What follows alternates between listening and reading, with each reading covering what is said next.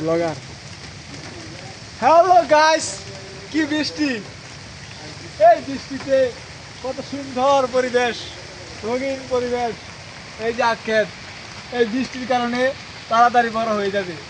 তো আমরা আসছি মূলত এখানে, ওই যে দেখাও, আমরা আসছি মূলত এখানে কাজ করতে আসছি।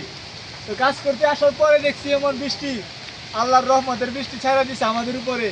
তো এখন কিছুই করার নাই, ওই যে দেখতে পাচ্ছেন এই বৃষ্টির মধ্যে ঘোরাঘুরি করতেছি, কারণ আজকে কাজ করতে পারছি।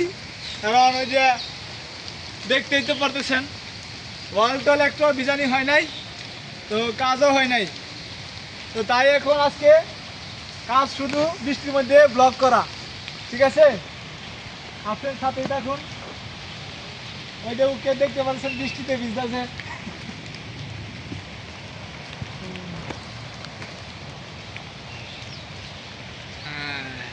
তোমার ভিডিও এলো,